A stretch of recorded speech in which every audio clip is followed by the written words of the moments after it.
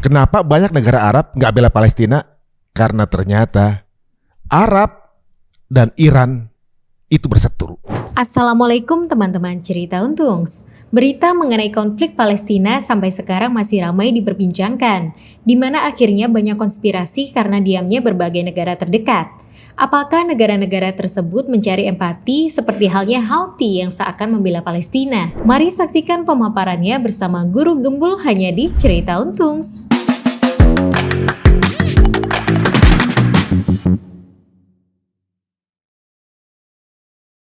Assalamualaikum warahmatullahi wabarakatuh. Alhamdulillah teman-teman semuanya. Terima kasih untuk yang tetap masih stay di Cerita Untungs ya. Terima kasih untuk yang komen, mendoakan, kemudian ngasih support, ngasih masukan, termasuk yang hating ya, komennya ya, yang kemudian mengkritik, monggo saja silahkan. Asalkan kalian tolong sebar sebanyak-banyaknya linknya ya, untuk biar kita jadi bahan diskusi. Udah dengar suara ketawa kan? Nah ini salah satunya dari konten yang beliau juga banyak juga ini yang menghasilkan kemudian ungkapan-ungkapan yang gak sepaham gitu ya. Tapi ini menarik karena apapun itu jadi bikin kita pengen tahu kan. Nah itu dia. Langsung saja kita akan ketemu dengan tamu kita kali ini yaitu Guru Gembul. Assalamualaikum warahmatullahi wabarakatuh. Sehat? Aduh. Gini Pak Guru, jadi ibaratnya ada satu di antara konten kita nih gitu yang ketika ngomongin mengenai dari teman kita yang relawan yang ada di Gaza gitu, cerita mengenai fakta yang terjadi yang sebenarnya terjadi dengan grup Houthi ini itu kan, dan kemudian dirame gitu obrolannya, diskusinya segala macam. Kami juga sebenarnya mau membuka sih kesempatan diskusi gitu, mungkin ada yang punya angle pandangan lain gitu ya mengenai Houthi ini, dan kemudian juga qadarullah ya ketemu sama Pak Guru yang ternyata Pak posisi keadaan sekarang di sana seperti apa. Tapi juga kalau ada yang nggak sependapat monggo silahkan nanti berdiskusi. Nah di sini posisinya kan kemarin teman-teman Hamzah Tamimi sama Mas Rizky ya gitu ya. Di sana mengatakan bahwa Houthi ini adalah proksi. Mereka ini adalah sebenarnya adalah dari kelompok Syiah gitu kan. Gitu. Bukan kita kemudian mau cari pertikaian Sunni Syiah, enggak ya. Maksudnya ibaratnya ini kan masalah politik geopolitik di dunia yang terjadi kayak gitu ya kan gitu keadaannya. Apakah benar pandangan Pak Guru, Houthi ini siapa sih sosok ini? Ya. Houthi Syiah itu benar. Tetapi apakah yang dia bela dalam Palestina itu adalah kepentingan kelompoknya atau kepentingan Islam atau kepentingan ekonomi dan sebagainya? Nah ini sesuatu yang rumit. Jadi gini, di Timur Tengah itu tidak ada satu orang pun yang bisa menjelaskan konflik yang terjadi kecuali dengan multidimensi, multi perspektif. Jadi kebanyakan dari kita karena kita hidup di dunia media sosial dan kita masuk ke dalam bubble-bubble, jadi misalkan yang pro terhadap Houthi dan menganggap bahwa Houthi itu adalah pahlawan, dia hanya ngambil referensi dari itu saja. Kemudian yang menolak misalkan yang pro Saudi misalkan ya, dia akan menganggap bahwa Houthi itu hanya sebagai pemeran yang memiliki topeng yang sangat tebal, yang sebenarnya memiliki tujuan dibalik semuanya dan sebagainya. Ada rencana besar lah. Ada rencana besar. Ya karena apa? Karena masalah yang sangat kompleks, politik, geopolitik, ekonomi, agama, sekte itu ngumpul di satu tempat, tapi dibahas oleh orang hanya dalam satu perspektif saja, dalam sesuai dengan mazhab pemikiran, gagasan, idenya saja. Makanya akhirnya banyak sekali yang berbicara tentang Houthi, berbicara tentang Syiah, berbicara tentang konflik di Timur Tengah. Beda-beda ya? Akhirnya beda-beda gitu. Houthi ini adalah laknatullah alaih karena dia adalah Syiah bla bla bla bla. Yang satu lagi Saudi Arabia kemana aja nggak pernah nolongin, justru Houthi yang memberontak, justru malah yang mendukung Palestina dan sebagainya. Ya karena masalahnya itu adalah sesuatu yang sangat luas, perspektif yang sangat besar.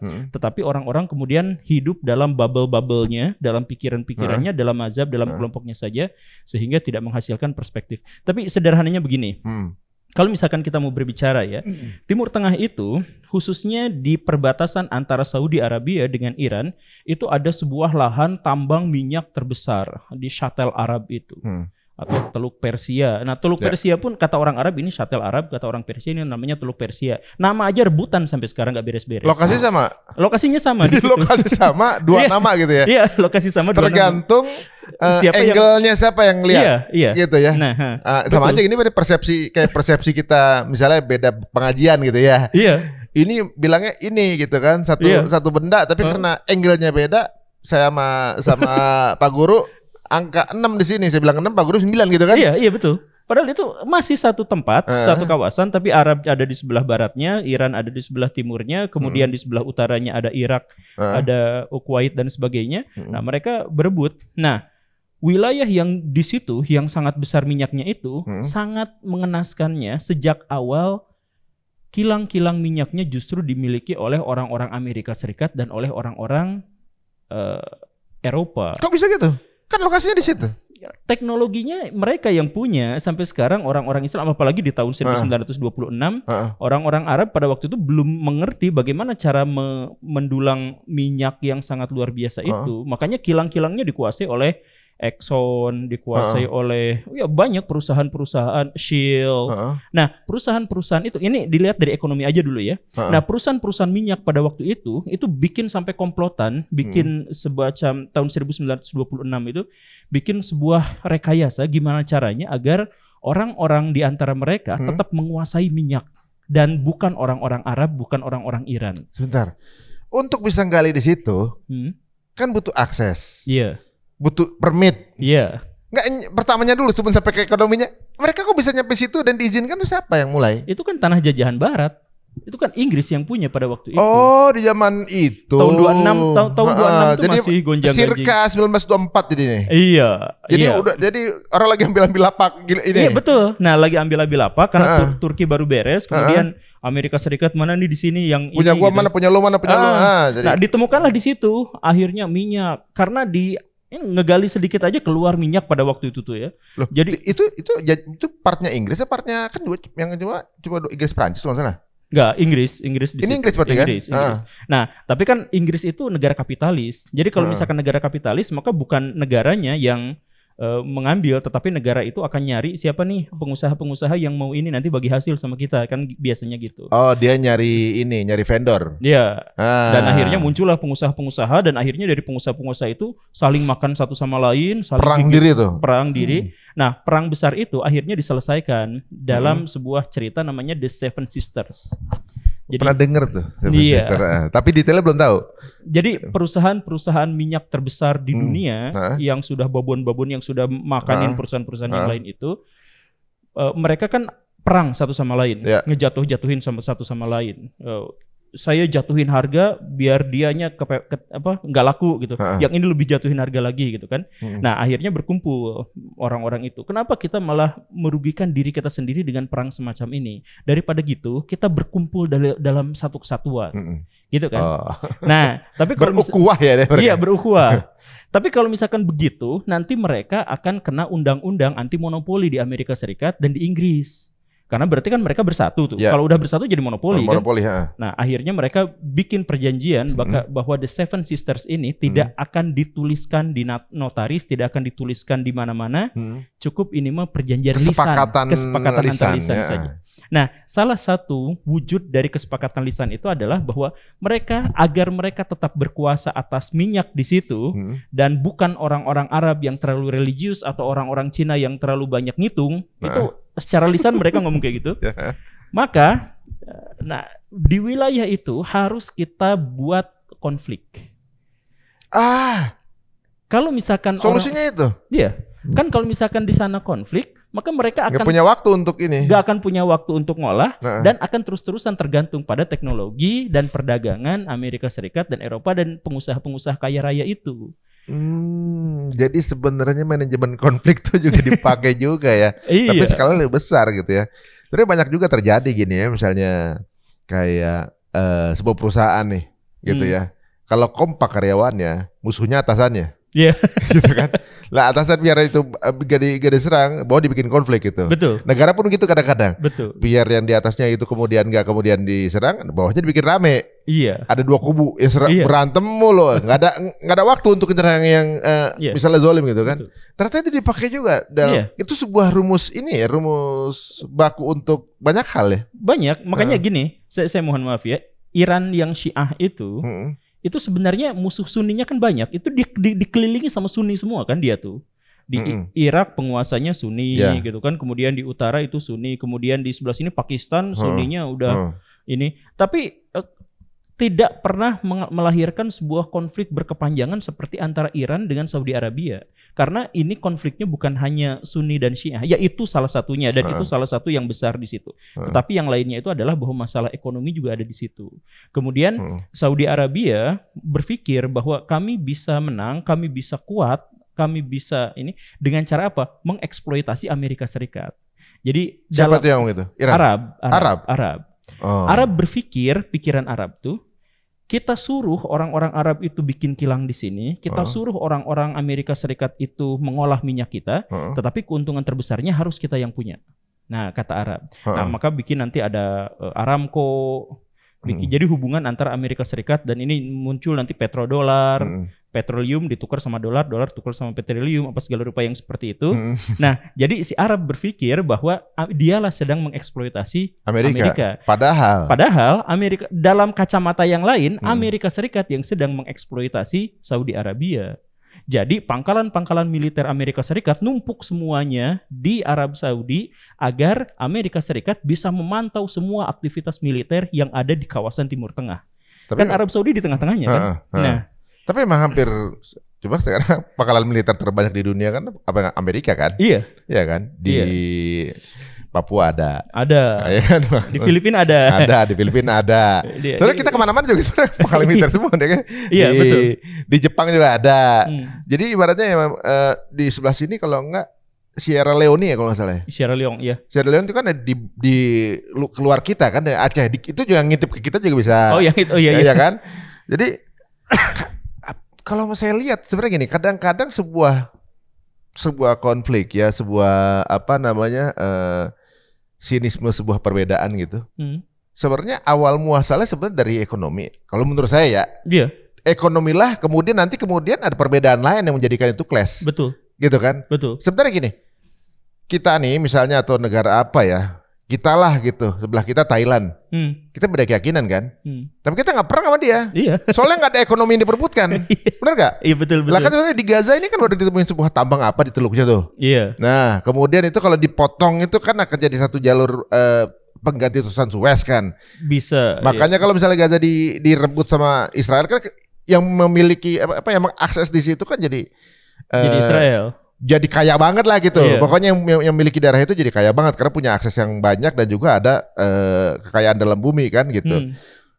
Intinya ekonomi, cuma yang kelihatannya kayak politik kan. Seperti itu dari politik lari ke agama segala macam gitu. Awalnya tetap aja kan cuanan kan sebenarnya kan. Iya, betul. Nah, jadi konflik itu awalnya juga dari cuan sebenarnya. Awalnya memang dari situ.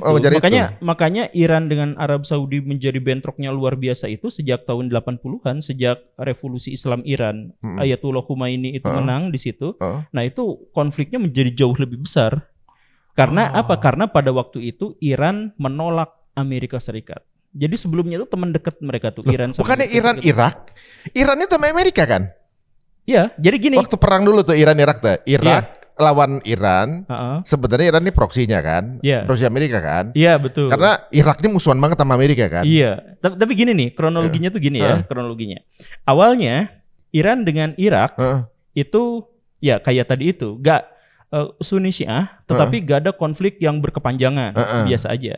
Nah, tapi kemudian Ayatullah Khomeini memberontak tiba-tiba, entah bagaimana ceritanya. Jadi yang awalnya sangat pro terhadap Amerika Serikat menjadi benci luar biasa sama Amerika Serikat, bertolak belakang gitu. Ada triggernya apa? Iran itu. Triggernya apa? Yaitu gara-gara revolusi Islam Iran itu.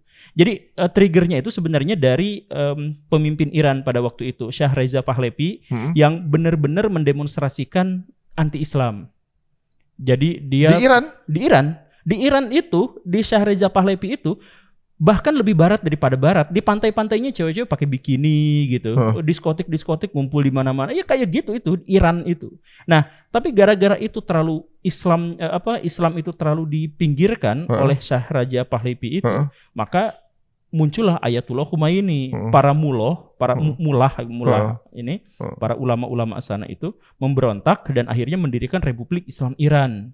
Nah, jadilah dia anti Amerika Serikat. Karena dia anti Amerika Serikat, terus radikalis Syiah itu masuk menyelusup ke Irak, kemudian ngomporin, wahai orang-orang Syiah di Irak, berontaklah seperti kami. kami juga 60% Syiah, 40% Sunni, dan akhirnya kami yang berkuasa. Kamu Irak juga harus seperti itu. Nah, muncul pemberontakan di Irak untuk mensyiahkan negara itu, tetapi Saddam Hussein marah karena dia Sunni kan. Sebenarnya dia Sunni komunis, Sunni sosialis sebenarnya dia tuh. Itu separtai dengan Suriah. Nah, dia langsung menggalang seluruh kekuatan Arab untuk izinkan saya untuk menghabisi Iran karena negara saya pun mau disyiahkan. Kalau negara saya disyiahkan, maka semua negara Arab pun akan disyiahkan, kata Saddam Hussein. Maka Saddam Hussein mengumpulkan pasukan, dan Amerika Serikat yang benci banget sama Iran itu langsung datang ngasih bantuan. Duh, Amerika malah ke Irak? Ke Irak pas Perang Teluk I. Amerika Serikat itu dukung Irak, bahkan ngasih senjata pemusnah massal kepada Irak. Inilah yang nanti tahun 2003 dipermasalahkan sama Amerika Serikat. Amerika Serikat mengklaim Irak punya senjata pemusnah massal. Padahal dia yang bawa. Dia yang ngasih. Ini, aduh, ternyata banyak hal yang ya itulah karena mungkin lack of reading ya. Saya sendiri ibaratnya mengakui berarti selama ini saya salah. Saya pikir dulu kan awalnya Irak itu Amerika ada di Iran gitu, yang musuhnya Amerika tuh Irak. Nggak taunya awalnya begini. Awalnya gini, jadi awalnya menarik juga nih. Jadi, terus musuh jadi teman-teman, jadi musuh itu dalam waktu satu periode 1 tahun gitu. Nah, akhirnya si Irak itu langsung setelah ngumpulin kekuatan dari negara-negara Arab, anti Syiah gitu kan. Negara kami tidak boleh disyiahkan gitu. Nah, dikasih duit sama Amerika Serikat, nyerang ke Iran. Itu sampai 3 juta orang meninggal di situ. Allah. Tahun berapa ya? Tahun 80-an. 80-an ya? Tahun 80-an terjadi perang antara Irak-Iran sih memang situ perang Irak viral dulu ya Pak. Iya, betul. Perang di situ, tapi akhirnya stalemate, mentok di situ. Gak ada yang menang, gak ada yang kalah. Jadi perbatasan juga nggak geser, tapi ngabisin waktu aja ya, ngabisin orang-orang yang ada di sana, warga sipil semuanya kena senjata pemusnah massal apa segala rupa di situ. Nah, sebenarnya mereka ini kan adu domba apa enggak sih sebenarnya? Ya sebenarnya bukan adu domba juga, ada kepentingan nasional. Cuman Amerika Serikat tahu bahwa siapapun yang menang di antara mereka, dia kepentingannya harus adalah untungnya harus besar. Oh, bandarnya jadi bakal menang. Siapapun yang bertikai kan jadi rame gitu kan. Iya. Tapi di diskusi saya yang berbeda, memang Timur Tengah dibikin selalu bergejolak karena untuk melupakan keadaan Israel ke Palestina. Di antaranya, iya, salah satunya itu. Jadi memang banyak dipanas-panasin terus gitu, ribut mulu biar nggak mikirin apa yang dilakukan Israel ke Palestina. Iya, di antaranya juga seperti itu. Nah, tapi gini, setelah Irak dan Iran akhirnya berhenti di situ, jadi Iran mengembangkan sendiri, diembargo sama Amerika Serikat, Irak juga kayak gitu. Nah, Saddam Hussein-nya merasa takabur gitu. Wah, saya kan didukung sama negara-negara Arab dan saya didukung sama Amerika Serikat. Jadi apapun yang saya lakukan, kayaknya saya bakal dibelain. Karena itulah dia langsung nyerang Kuwait. Jadi tambang minyak yang sangat besar juga di Kuwait itu diambil dengan dalih apa? Waktu zaman Turki Utsmani, kami itu ada dalam satu provinsi yang sama. Hanya gara-gara Inggris kami dipisah jadi Irak dan Kuwait. Maka kami mau ambil. Diambillah Kuwait. Kuwait langsung minta tolong sama Amerika Serikat dengan jaminan apa? Kilang minyak saya kasihin sama lu semua asal jangan dikasih ke Saddam. Mungkin gak gitu kali. Oke, gue belain tapi itu kilang buat gue gitu kali. Iya gitu. Ya, gitu. Itu sampai ada seorang perempuan, dan ini palsu ya. Sampai ada anak kecil orang Kuwait yang nangis-nangis di Dewan Keamanan PBB bahwa kami melihat ada rumah sakit yang penuh bayi dibom sama Irak, bla bla bla bla. Padahal dia adalah anak dari duta besar Kuwait untuk bisa mendukung ini. Jadi itu banyak konspirasinya di situ. Akhirnya Irak udah takabur, udah seneng, wow saya bakal banyak backup nih. Bakal dapat backup. Tapi karena ininya udah digadein sama Amerika Serikat, habis tuh Irak. Justru jadi Irak yang diembargo sama Amerika Serikat dan 10.000 tanknya habis, udah gosong aja semua di situ. Jadi Irak awalnya menyangka bahwa akan di backup sama Amerika, ternyata pas nyerang Kuwait malah Amerikanya ke sana. Iya. Aduh. Nah itu perang Teluk Kedua, istilahnya perang Teluk Kedua gitu. Jadi, Saddam Hussein masih berkuasa, tapi negaranya diembargo, minyaknya semuanya dibatasin, harus izin Amerika Serikat apa segala rupa yang kayak gitu. Kuwaitnya jadi milik Amerika Serikat, yang di Saudi jadi milik Amerika Serikat. Sekarang Kuwait milik Amerika apa gimana? Ya bukan milik sih maksudnya, cuman under sapi perahnya lah. Iya gitu, Iya, maksudnya ya sefitrahnya itu. budaknya lah ya, itu ya. Iya. Oh, ATM-nya lah gitu. ATM-nya ATM-nya ya. ATM-nya. Oh, Di gitu. Kuwait juga sebenarnya banyak upaya perlawanan pada Amerika Serikat, tetapi kalau sudah dimakmurkan, ya kan kita berani berontak, kita berani demo, Kalau kita nggak berani makmur. apa, kalau nggak makmur, kalau misalkan udah makmur ya Ya bingung juga. lu jadi kayak rebel without a cause gitu. Oh ya Nah, ya ya. Nah itu akhirnya nanti, nah Saddam Hussein kan masih marah-marah tuh, mak gitu ke Amerika Serikat. Nah punya ide tuh, jadi di tahun 2000-an itu mata uang euro tuh, jadi negara-negara Eropa bersatu kan, mata uangnya jadi euro tuh, jadi Uni gede Eropa. banget.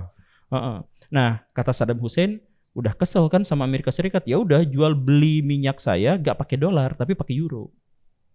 Makin ini Ya, nambah perpecahan ya maksudnya. akhirnya digulingkan sama Amerika Serikat. Itu awalnya. Jadi Amerika Serikat itu di dunia kan dagang minyak sama dagang dolar. Jadi kalau misalkan dua itu diganggu, mereka marah-marahnya luar biasa. Kan mereka hutang triliunan, segala rupa gede gitu. Gak masalah karena hutang triliunan dolar apa? Ya dolarnya punya mereka. Jadi gak jadi masalah buat mereka. Makanya kalau ada yang nyinggung-nyinggung dolar, jadi minyak itu harganya harus pakai dolar. Pas dipakein sama Saddam Hussein euro, ya udah mereka marah-marah langsung habisin Saddam Hussein. Apa alasannya? Alasannya adalah karena Irak punya senjata pemusnah massal. Nih saya cari buktinya. Ya memang dia yang ngasih. Memang senjata pemusnah massal dari Amerika juga. Makanya pas tahun 2003 itu, pas tahun 2003 itu negara-negara Uni Eropa tuh menolak. Tidak mau gabung, yang mau gabung cuma Inggris sama Amerika Serikat aja yang nyerang Irak gitu kan. Negara-negara yang lain nggak mau, Prancis nggak mau. Sebenarnya kalau dipakai pun keuntungan buat Eropa kan sebenarnya kan. Iya. Dan sampai sekarang konfliknya bawa-bawa agama. Padahal yang bawa-bawa agama itu ya demi kepentingan yang tukang dagang minyak itu. Oh, intinya sebenarnya ya ribut itu kan ekonomi gitu kan. Iya. Ini kalau nggak tahu ya, mungkin ini penalaran saya yang miskin ilmu ya, Pak Guru. Jadi ada pemimpin yang benar-benar emang kepengen kayak negaranya itu ideal gitu ya. Wah, segala macam, hubungan luarnya juga bagus, ekonomi rakyat juga makmur segala macam. Tapi memang nggak mudah ya, ibaratnya pasti ada kebutuhan dari sebuah negara itu yang ininya kurang, ketika ini bagus ininya kurang, karena selalu gitu kan. Tapi kebanyakan saya ngelihat kepala-kepala negara dari setiap negara itu memperlakukan negaranya tuh kayak corporate, kayak sebuah perusahaan. Jadi politik itu tergantung apa keuntungannya buat kita gitu. Iya. Bahkan bukan buat negaranya kadang-kadang, buat elit-elit dari politik negara, orang yang menghandle negara itu gitu. Betul. Kepentingan gue ambil akuisisi itu apa? Gue bikin perang ini karena gue bakal dapat ini. Begitu gitu ibaratnya. Termasuk ya ibaratnya kayak misalnya keputusan kebijakan. Ternyata nggak ada di politik tuh, nggak ada yang benar-benar loyal buddies. Nggak ada berarti ya. Ada. Tergantung siapa yang ngasih keuntungan and then kena. Iya. Tapi belakangan Putin sama siapa Cina? Iya, Putin, Xi Jinping. Xi Jinping Bikin- memutuskan nggak pakai dolar juga. Iya. Jadi sekarang itu ada negara-negara yang berusaha untuk bersatu untuk bahasa paling ekstrimnya itu de-dolarisasi. Jadi bahwa dolar terlalu kuat, maka mereka harus bikin penyeimbangnya. Maka ada Rusia, Cina, India, Brazil, ditambah ada satu yang ikutan kemarin Afrika Selatan, itu mau bikin nih mata uang sendiri nih. Enggak tahu itu namanya apa gitu mata uangnya. Tapi mereka sedang merencanakan gimana kalau gitu. Mereka bikin. Dan kalau bikin itu berarti luar biasa. Kan Rusia aja gede, India gede, Cina tuh gede. Jadi lebih dari setengah populasi global tuh tidak akan lagi menggunakan dolar kalau mereka memang bersatu. Tapi kalau emang misalnya mereka bersatu, Cina sama Rusia, itu kan bisa lebih besar Amerika kan? Iya, masalahnya adalah kalau memang itu benar-benar, ini butuh perhitungan yang sangat ekstra gitu. Kalau emang benar itu akan mereka lakukan, mereka akan bersatu itu, yaitu Amerika Serikat itu sangat-sangat sensitif kalau dolarnya diganggu gitu. Jadi bisakah dan beranikah misalkan secara frontal Rusia berhadapan dengan Amerika Serikat? Nah, untuk bisa mengetes kemungkinan Rusia ngelawan Amerika Serikat, nah Ukraina dijadiin basis perangnya di situ. Jadi itu ngetes. Tes ya, nyalinya kayak gimana. Makanya itu perangnya berkepanjangan kan, padahal Rusia segede gaban, Ukraina salah satu negara bahkan yang paling miskin di Eropa. Tapi kok perangnya nggak usai-usai sampai sekarang? Karena itu sebenarnya bukan perang antara Rusia ngelawan Ukraina, tapi Amerika Serikat ngelawan Rusia. dengan tempat di Ukraina. Jadi Proksian Ukraina, gitu. jadi itu cuma pinjam tempatnya lahan doang. ya, pinjam lahan ya. Iya, Oh. tempat pembantaiannya doang di situ. Kepentingan-kepentingan yang besarnya itu adalah Rusia sama Amerika Serikat. Tadinya saya pikir memang sebenarnya Ukraina untuk mancing Amerika gitu dipikir. Saya pikir tadinya. Iya, Karena itu. nggak tahu apa aslinya kayak gimana, mau mancing Amerika untuk ikutan main kan gitu. Tapi ketika diserang cuma dari luar aja gonggong gitu. Jadi karena nggak ikutan main, jadi ya nggak niat-niat banget, cuma ya perang-perang gitu aja. Tapi sebenarnya aslinya gimana? Aslinya tuh gini, bukan aslinya gimana ya? Kan sekali lagi ini perspektif elit global, elit perang apa segala rupa tuh gak bisa hanya dalam satu ini gitu.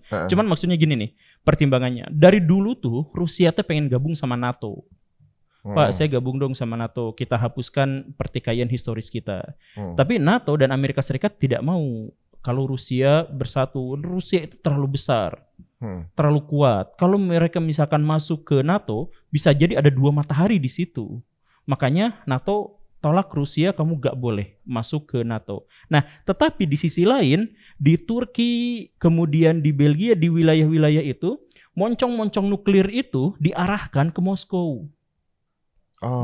Moncong, jadi silo-silo yang kayak gitu tuh itu ditempatkan di situ atau dipersiapkan ada di situ. Jadi kalau misalkan terjadi perang besar, itu Amerika Serikat bisa langsung menghabisi Moskow karena dikelilingi. Jadi Moskow itu kan ada di ini ya. Nah, pintu masuk satu-satunya yang belum dikuasai sama Amerika Serikat itu adalah Ukraina. Ukraina itu kalau Ukraina dikuasai sama NATO sama Amerika Serikat nyimpen nuklir di situ, itu langsung berhadapan dengan Moskow.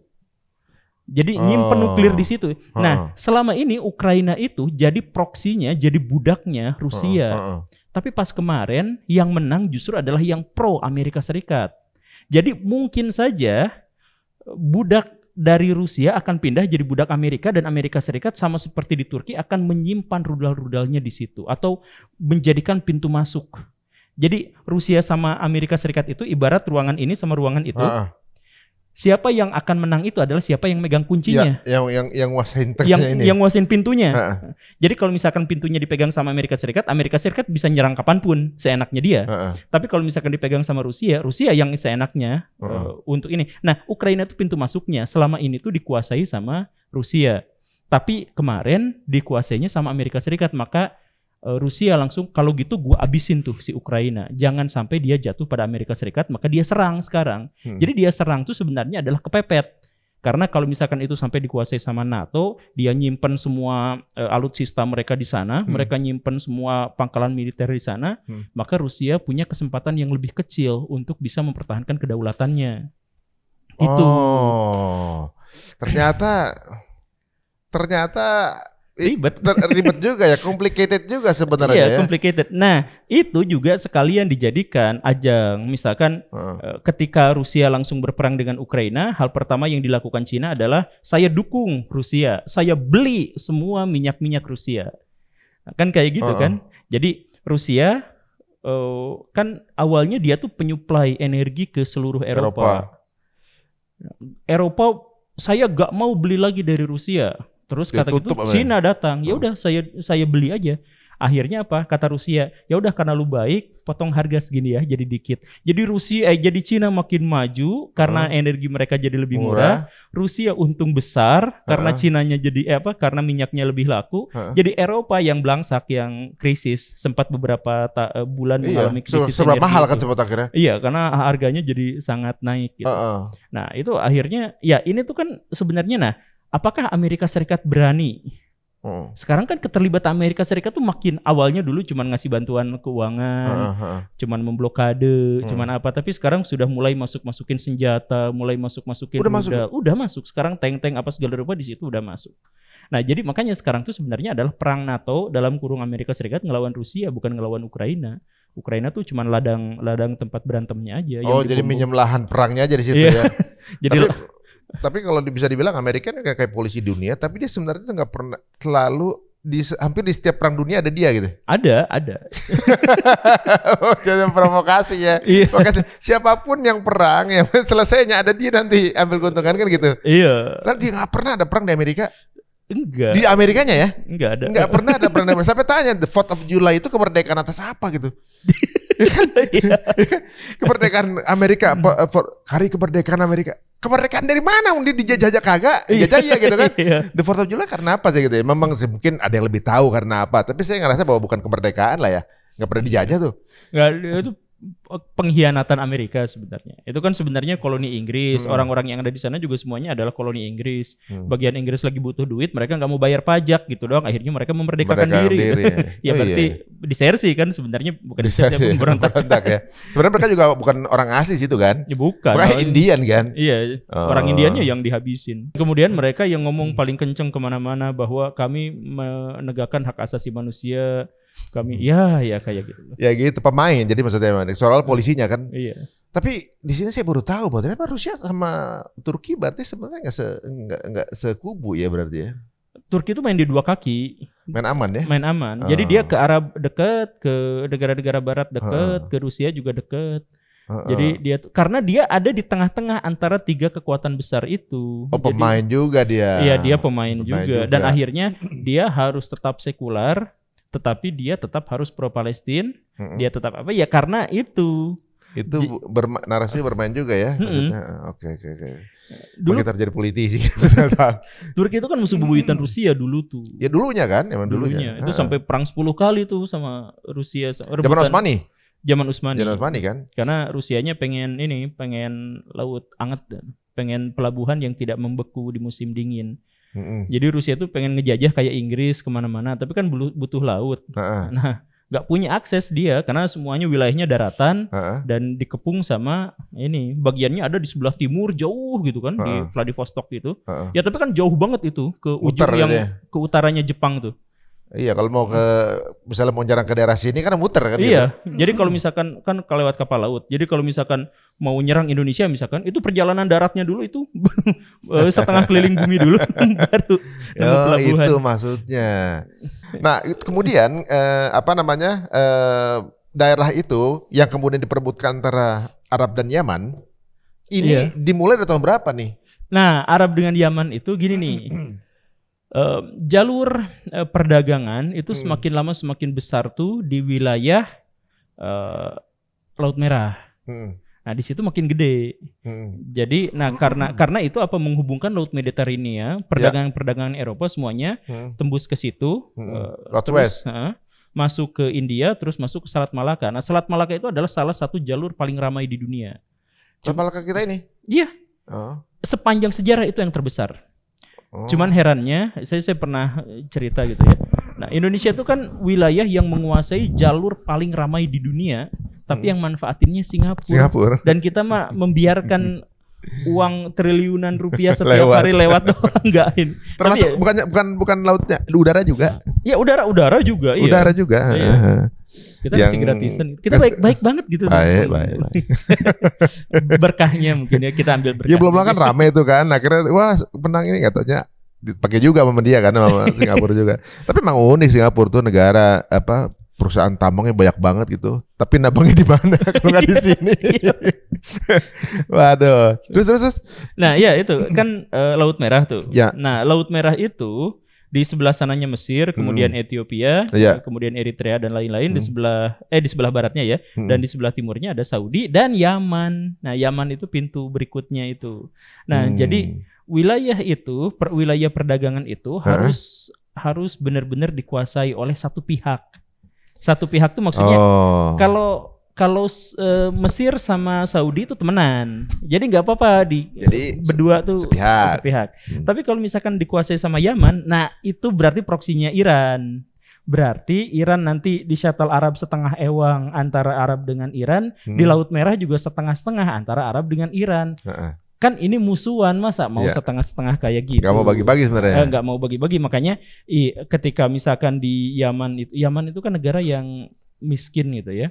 Nah, ketika dia ada korupsi, ada apa, muncullah pemberontakan dari sekelompok Syiah. Nah, pemberontakan dari Syiah itu dibiayai sama Iran, biar si Laut Merah itu juga mereka dapat jatah ekonomi di situ. Jatah reman karena lewat situ. Iya, jatah remannya di situ. Oh, ini ada agak kebentuk dikit nih. Karena Iran ternyata adalah lawannya Amerika nggak pro dengan Iran, musuhan kan, maksudnya musuhan dengan Iran. Kalau Israel bisa menang, maka itu jadi punyanya Amerika jatuhnya, musuhnya dia juga. Iya. Ya gitu kan. Sedangkan di penjelasan tadi Arab justru temenan sama Amerika. Iya. Gitu kan. Iya. Kalau sampai kemudian Gaza dipotong jadi terusan baru, yang untung adalah musuhnya Iran. Iya. Ya berarti kan? Iya. Yang misalnya Gaza diambil nih. Ini Gaza kan udah kayak pintu jadi jatuhnya. Kalau bisa dijebol tuh jadi terusan kan? Iya. Kalau ya kan nggak lewat terusan Suez lagi. Jadi lewatnya Gaza, potongan Gaza itu kan terusan baru tuh. Itu miliknya Amerika jadinya. Nah, musuhnya Iran. Berarti ada kepentingan lain di situ kalau secara politik. Berarti ya lu jangan ambil itu loh. Makanya yang ribut bukan Saudi yang membela dalam tanda kutip, yang secara frontal berani ngelawan Amerika Serikat di Palestina, itu adalah Hizbullah yang Syiah dan Houthi yang Syiah. Karena Iran. Iya. Ya. Di sini baru kebaca nih. Gini, kebanyakan gini, orang-orang ambil sinismenya dari sisi agama misalnya. Iya. Atau dari sisi politik lah misalnya gitu ya. Ya itu juga benar ya, cuman bener itu juga, dalam bener perspektif juga. itu gitu. Cuma sebenarnya dari konflik itu kebanyakan mah intinya ekonomi kan sebenarnya kan. Iya. Ada keuntungan apa di situ? Nggak, soalnya gini, perang juga ekonomi. Iya betul. Ya kan perang ngabisin duit kan. Iya. Perang tuh kan ngabisin ya kan waktu di awal-awal itu kan Israel kan 4 triliun per hari waktu tanknya banyak yang hancur segala macam, bagaimana ngerahin segala macam, habisnya segitu katanya. Nah, itu kan bukan hal yang murah gitu. Iya. Kalau sampai perang nggak cuan, rugi dong.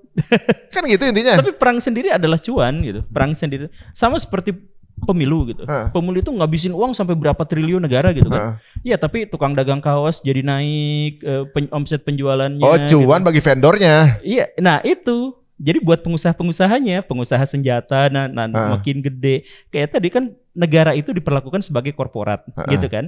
Nah, jadi pengusaha-pengusaha yang berhubungan dengan negara itu nanti akan dikasih, lu tolong naikin senjata buat kita, supply senjata buat kita ya nanti ini. Nah, jadi itu si yang bawahan-bawahannya juga semuanya jadi naik gitu. Pabrik senjata terbesar di Amerika juga ya? Iya, di Amerika. Israel juga? Iya, Israel. Tapi Israel itu terbatas. Jadi karena mereka hanya menyuplai senjata-senjata untuk gurun, karena mereka butuhnya di gurun. Jadi senjata mereka tuh nggak laku kalau misalkan dijual ke India gitu kan. Ya hanya ya itu yang Merkava itu misalkan ya untuk gurun aja gitu. Jadi di sini kelihatan ya bahwa sebenarnya bisnis perang ini lumayan juga berarti ya. Gede. Jadi dibikin konflik juga ada bisnisnya di situ ya. Ya, itu Rusia yang tadi itu kan cuannya gede, bahkan lebih besar dari sebelum mereka perang gitu. Begitupun dengan Israel, begitupun dengan Amerika Serikat. Cuan kemana? Ke Amerika? Enggak, jadi pendapatan Rusia itu naik 100% atau 200% gara-gara ada perang itu. Naiknya karena dijual senjata. Kan di sini pakai. Misalkan mereka jual minyak. Misalkan ya ekonomi juga kan berarti kan. Dari situ dia dapat pembeli baru Cina kan gitu. Intinya ekonomi jatuhnya kan. Terus si harga minyak yang dari Rusia itu jadi melambung tinggi, jadi mahal, dia bisa jual berapa kali lipat semau dia gitu kan. Ya gitu. Terus penyelundup dari Eropa itu kan ngemis-ngemis minta bantuan sama Rusia, minta minyaknya dong lewat jalur belakang aja ya. Kayak gitu kan banyak sekarang. Jadi Rusia tuh untung berapa triliun per hari gitu. Jadi kalau sekarang mungkin teman-teman ya ini udah mulai agak buka ya. Bisa aja kesimpulan saya salah. Jadi gimana gini. Misalnya dari orang-orang di Arab gitu atau di mana gitu ya yang mau membantu Gaza gitu atau Palestina itu atas nama pribadi bukan negaranya. Karena negaranya adalah bersikap seperti korporat ya kan. Jadi dia anggap bahwa Israel adalah ally, maka sikap dari negaranya nggak ngebantu kan gitu. Iya. Gitu. Tapi kalau ada orang yang ngebantu itu ya perorangan. Betul. Ya kan bukan sikap negaranya gitu kan. Iya betul. Nah ketika ini akan dikuasai oleh Israel atau Amerika, maka kontraknya yang marah. Kontraknya itu adalah Iran dan Yaman. Houthi bukan Yaman ya. Houthi orang Yaman tapi dia adalah satu yang dipakai ininya Iran kan gitu. Proksinya. Dan juga Hizbullah. Hizbullah ya. Ya karena di sini kelihatan bahwa ini kontranya Amerika. Iya.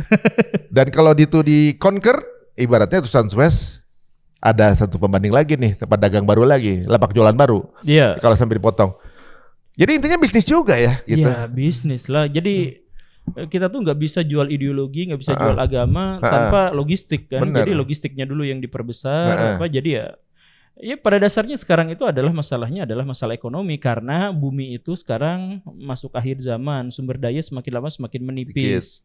Karena sumber daya semakin menipis, jadi sejatinya sumber daya kita tuh makin mahal. Sejatinya. Benar juga berarti. Iya. Karena yang di dalam bumi ini makin berkurang ya. Iya, jadi gini nih, rumusan sederhananya tuh gini. Populasi manusia tuh sekarang udah lewat 8 miliar. Ya. Sedangkan daya tampung bumi untuk bisa menghidupi manusia itu paling maksimal tuh 9 miliar. Udah hampir Udah hampir limit ya. Kalau misalkan kita genjot terus, maka bumi itu benar-benar akan kehabisan sumber dayanya. Sekarang sisa untuk alam liar itu hanya 3%. 80%-nya adalah untuk peternakan, pertanian, sisanya untuk pemukiman. Nah, berarti udah habis. Jadi kalau misalkan nanti manusia bertambah terus, nanti sumber dayanya kan makin habis. Nah, gimana caranya supaya sumber daya kita itu gak habis? Gimana? Ya kita taklukkan negara lain kalau bisa dibuat miskin, yang penting negara kita yang kaya gitu. Oh, makanya juga ketika sebuah perang ngabisin populasi itu bagian dari ngurangin orang. Iya, bisa jadi Bisa sih. jadi ngurangin orang. Kemudian kayak ada LGBT itu menghambat pertumbuhan. Di antaranya lah ada pikiran ada LGBT, ada apa namanya? Apa sih yang nggak mau punya anak? child free untuk menghambat pertumbuhan, nggak bikin tambah populasi kan gitu. Iya. Waduh. Tapi itu lakunya memang di negara-negara yang sialnya hanya berlaku di negara-negara yang udah maju gitu. Jadi yang berkurang populasinya di sana, sedangkan di negara-negara berkembang malah naik terus. India, Indonesia naik terus, Nigeria, Pakistan naik terus luar biasa, Bangladesh naik terus. Nah, kalau di sini teman-teman kita kesampingkan dulu mengenai masalah tadi kayak yang bencana kayak kesimpulan miskin saya tadi ya. Kesampingkan dulu soal keyakinan dulu ya, maksudnya banyak yang bertanya kenapa Arab gak bantu, bisa jadi jawabannya itu. Iya. Jadi jawabannya kepentingan diplomasi. Arab tuh bantu, cuman nggak bilang-bilang. Gitu. Iya nggak bilang, maksudnya secara perorangan atau juga mungkin secara sembunyi-sembunyi gitu. Iya. Karena kalau diambil logikanya 5 bulan di dalam tanah, pasukan perjuangan Palestina itu nggak butuh logistik, masa. Logistiknya pasti parah kan. Banyak. Butuh banget. Yang di atas aja kelaparan, apalagi yang di bawah, bener nggak? Iya. Yang di atas aja yang bagaimana bisa punya akses makanan, itu aja kelaparan, mati. Bagaimana yang di dalam? Kalau nggak ada logistik pasti habis dong gitu. Sampai sekarang kan belum ketahuan bagaimana caranya mereka tuh bisa bertahan begitu lama kan. Nah ini luar biasa nih. Nah kemudian apa lagi nih? Dari konflik tadi tuh kemudian yang kemudian akhirnya daerah itu yang menjadi sengketa sekarang ini masih punya Amerika kan. Kemudian apakah Amerika ingin menguasai semua jazirah Arab atau gimana? Amerika Serikat nggak pengen menguasai wilayah. Amerika Serikat hanya menginginkan sumber dayanya saja. Jadi kalau sumber dayanya udah habis ya mereka pergi kemudian ngejelek-jelekin negara itu, ya, biasa gitu. Jadi contohnya apa? Ya kelakuan Amerika Serikat itu kayak gitu. Jadi ada misalkan ya kalau sekarang di Timur Tengah minyaknya masih banyak gitu. Cuman sekarang itu mulai mereka tuh cerita-cerita bahwa misalkan Saudi Arabia itu adalah, coba misalkan cek ya. Ketika Saudi Arabia bikin The Line misalkan, sebuah kota yang sangat besar di Neom itu kritikus semuanya dari Amerika Serikat bahwa itu tidak peduli pada lingkungan, bahwa itu sebenarnya akan merevolusi secara signifikan iklim, lingkungan apa segala rupa gitu. Ya, jadi kan Amerika Serikat itu sekarang sedang berusaha untuk beralih dari energi fosil ke energi alternatif. Mereka sedang mengembangkan ITER bareng Cina, bareng India, bareng Prancis, Uni Eropa dan sebagainya, Australia. Nah, ketika mereka itu sekarang sedang memperjuangkan mengembangkan ITER nah mereka mengkampanyekan bahwa minyak khususnya dari minyak Timur Tengah itu sebenarnya bikin polusi, bawa bencana apa segala rupa gitu. Jadi Arab Saudi tahun 2000 itu ya? Iya. Jadi udah mulai dijelek-jelekin sekarang. Jadi Saudi Arabia tahun 2025 stop, berhenti ya, atau kurangi setengahnya ya. Nanti tahun 2030 kita nggak akan pakai lagi ini. Di Inggris, di Prancis target 2025 sampai 2035 itu mereka sudah tidak lagi menggunakan mobil berbahan bakar minyak fosil. Pakai listrik. Pakai listrik. Jadi Saudi tolong ini, makanya Saudi itu sekarang menggenjot bikin Neom lah, bikin pertandingan tinju apa segala rupa di negaranya itu, karena mereka tahu bahwa walaupun cadangan minyak mereka tuh sebenarnya masih sangat-sangat besar. masih sangat-sangat banyak sebenarnya. Tapi sama Amerika Serikat, karena Amerika Serikat sudah kepincut sama sumber energi yang lain yang diperkirakan dalam waktu dekat akan mereka kuasai. Nah, mulai itu ngejelek-jelekin Saudi Arabia. Jadi Arabia itu bikin polusi lah, bikin apa gitu. Tapi sumber energinya ini udah didapat belum? Apanya? Yang dia lagi lagi dicoba dikeluarkan sebagai pengganti. Kemarin pasti dengar kemarin misalkan heboh matahari buatan Cina. Ya. Nah, itu proyek ITER, itu Cina, Amerika Serikat, Uni Eropa, Australia, India itu semuanya ngumpul di situ. Akhirnya akur mereka. Ya, karena mereka punya kepentingan yang sama, karena mereka tahu di depan sebelum 50 tahun dari sekarang bumi itu kiamat. Sumber daya semuanya habis, apa-apanya habis. Kapan mereka bilangnya? Prediksinya? Sebelum 50 tahun dari sekarang. Sebelum 50 tahun ya? Karena populasi manusia itu sudah sampai penuh. 9 miliar sekian kan. Ya. Jadi targetnya diperkirakan tahun 2035 kita sampai ke 9 miliar. Itu limit terakhir. Limit terakhir. Nah, karena itu bagaimana caranya mereka sebelum tahun 2035 itu mereka harus menciptakan sumber daya energi yang ramah lingkungan. Biar si bumi itu masih punya waktu, masih punya ini. Nah, karena itu mereka bikin proyek yang namanya ITER. ITER itu bagaimana caranya menciptakan atau mengubah energi seperti matahari. Reaksi fusi matahari itu atom hidrogen pecahin jadi atom helium gitu dan akhirnya menghasilkan energi sekian joule itu. Nah, itu mereka bikin dalam tokamak itu, dalam sumber energi itu. Sampai sekarang belum, tapi Cina kemarin berhasil yang menyala sekian detik atau sekian menit gitu. Nah, itu progresnya. Mungkin dalam tahun ke depan itu kalau sudah menyala, berarti negara-negara itu yang tergabung dalam ITER, Amerika Serikat, India, Cina, dan sebagainya, Indonesia nggak kemasuk, itu akan menjadi satu-satunya sumber energi global. Pada saat energi buminya udah habis. Pada saat energi Indonesia buminya sudah habis. Bukan habis sebenarnya, sudah tidak layak digunakan lagi karena merusak lingkungan. Jadi Indonesia Indonesia emas tahun 2045, Indonesia itu sebenarnya akan ketergantungan sepenuhnya pada energi dari Cina karena Indonesia tidak bagian dalam pengembangan proyek itu. Jadi siapapun yang nggak terlibat di dalam proyek itu maka akan jadi budaknya yang punya proyek itu. Iya, jadi kita harus beli. Jadi gini, seluruh listrik yang ada di Indonesia itu sekitar 60 atau 70% itu kan dari batu bara. Nanti batu bara dilarang. Kemudian sisanya misalkan hanya 7% dari kincir angin, dari PLTA, itu masih dipakai. Tapi kan hanya 7%. Ya. Nah, sisanya dari mana? Batu bara udah dilarang, minyak bumi nanti nggak boleh. Mereka akan melarang sana sini nggak boleh. Nah, akhirnya kita terpaksa harus beli dari Cina. Jadi kayak bandar narkoba ya. Jadi kalau lu nggak mau, kalau udah nih udah pecandu ya, lu nggak bisa kalau nggak beli sama gue gitu misalnya kayak gitu kan. Nah lu kan mau dinaikin harganya, diturunin harga terserah bandar. Iya betul, terserah bandar. Udah jadi budak dong gitu kan. Orang kita listrik aja pakai terus kan, masa kita nggak pakai listrik kan? Jadi listriknya kita nanti bakal ngambil dari Cina, Cinanya cuan besar, mereka bisa melipat gandakan keuntungan mereka sesuka hati apa segala rupa. Ya udah kayak gitu. Nah kenapa Indonesia tidak ikut terlibat kayak gitu? Karena Indonesia gak mau. Gak mau apa gak diajak? Gak mau. Alasannya? Duitnya kurang, teknologinya susah gitu. Oh, jadi untuk masuk itu ini apa namanya? Itu negara-negara yang otaknya udah canggih-canggih. Yang sampai sekarang pun ya makanya itu juga berhubungan dengan film Iron Man, film Avenger. Gimana ceritanya maksudnya? Ya film Avenger itu kan ceritanya bahwa ada seorang penjahat yang akan memusnahkan setengah populasi global, si Thanos itu. Nah, maka si Iron Man itu punya energi di sini yang namanya energi itulah energi itu tuh yang dipakai sama Cina bikin ITER tuh itu. Cuman versi gedenya. Jadi Iron Man yang keluar ini yang kayak gitu.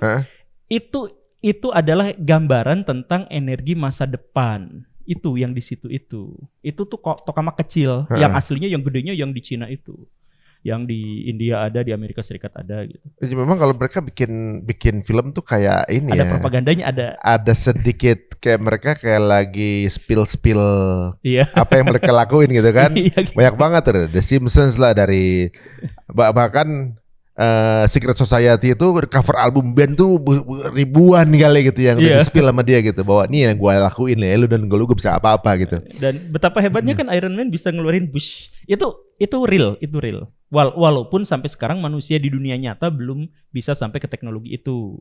Tapi terbang dengan teknologi jet begitu udah bisa. Yang kayak gini, yang menghasilkan energi bukan yang yang di kecil. sini, bukan yang di sini, tapi yang pakai ini. Itu udah lama. Udah flyman kan gitu, udah bisa sih terbang. Lama. Maksudnya kelihatannya impossible tapi doable lah. Orang bisa terbang tuh bisa double gitu dengan Jadi maksudnya itu tuh kan sebenarnya adalah energi dari sumber yang sangat sedikit, hidrogen doang, tapi bisa ngangkat mobil lah, bisa ngacelengin orang apa segala rupa yang kayak gitu. Nah itu prinsip kerjanya sama seperti yang sedang dikembangkan di Cina dan lain-lain dalam matahari buatan itu, gitu. Nah jadi 2045 Indonesia emas.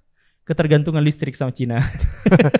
Berarti emang bahwa suatu saat nanti pada saat yang ditergantungkan si tokamak ini juga habis juga, and then listrik gone berarti.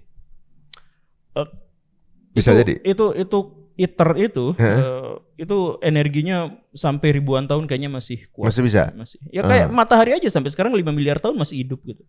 Matahari kan jelas matahari, memang dibuat as it is matahari gitu kan. Ini buatan manusia nih. Enggak, maksudnya gini. Jadi gini, matahari itu 5 miliar tahun itu padam, 5 miliar tahun dari sekarang itu padam. Oh, gitu maksudnya? Dia, karena di situ ada pembakaran atom hidrogen berubah menjadi atom helium yang disebut sebagai reaksi fusi itu, reaksi fusi matahari. Jadi matahari gravitasinya ini kita bahas sedikit fisika. Gravitasinya terlalu besar, menekan, akhirnya terlalu panas karena tekanan yang sangat kuat. Nah, panas ini akhirnya menghasilkan ledakan termonuklir, tapi diledakkan oleh panas. Nah, ini efisien karena terbukti 10 miliar tahun diperkirakan matahari itu akan masih menyala gitu. Nah, mungkinkah di bumi kita akan melakukan hal yang semacam itu? Nah, makanya disebut teknologi ini matahari buatan karena reaksinya sama atau mencontek apa yang terjadi di matahari. Miniaturnya lah ya. Miniaturnya. Jadi ini mungkin akan bertahan sampai sekian ribu tahun ke depan tuh masih ini. Dan kalau misalkan kita bisa bertahan, kan lebih banyak energi yang bisa kita gunakan. Misalkan kita nanti ada baterai kuantum, misalkan ya, baterai kuantum kalau sudah jadi, sudah bagus, kita ngambil satu petir sekali sambaran aja langsung cepet-cepet disimpan di situ, itu bisa bertahan untuk satu kota selama 3 tahun misalkan, sekali sambaran petir. Ya, masa depan energi itu masih besar, cuman energi itu dikembangkannya sama negara-negara yang juga besar. Jadi pada saatnya suatu saat nanti siapapun yang memiliki si tokamak ini, itu jadi one world order jadi ini penguasa dunia dong. Tapi masalahnya yang punya kan berapa negara nih? Ya, makanya mereka bersatu. Nanti kalau udah bersatu mereka perang satu sama lain. Nanti akan perang nih, gitu. Karena dari bersatunya ini akan mencari siapa yang paling absolut pemilik aslinya kan gitu kan? Akan begitu kan? Ya, saham terbesarnya siapa nih? Sahamnya siapa nih? Wah, akan ribut itu pasti. Nah, jadi gini, Pak Guru, sedikit lagi bahwa pertikaian yang terjadi kemudian juga kan merembet kepada beberapa konten kita ya, bahwa ada perselisihan gitu antara yang membela Houthi gitu atau membela Arab. Di kolom komen tuh membela Houthi dan membela Arab gitu. Cuma satu yang membela Houthi pasti ini dari kelompok Syi'i gitu ya, yang membela Arab dari Sunni gitu ya gitu. Konflik ini gitu kan sebenarnya satu kabar baik buat Amerika berarti kan? Iya. Ada yang bertikai ini gitu. Kayaknya gampang banget orang Islam diadu domba ya, maksudnya diadu-adu gitu dengan perbedaan mereka gampang diadu-adu gitu ya. Ya, makanya orang-orang di kolom komentar, please lah, kalau misalkan melihat segala sesuatu itu jangan dalam bubble, jangan dalam hanya gara-gara ustadznya ini menceritakan ini maka dia akan berpendapat sama. Ya enggak, cross check dengan ustadz yang lain, ilmuwan ini cross check dengan ilmuwan yang lain sehingga kita tuh bisa terbuka. Jadi gak ada orang yang akhirnya jadi pinter hanya gara-gara satu pengajian, satu sudut pandang, satu apa tuh, enggak.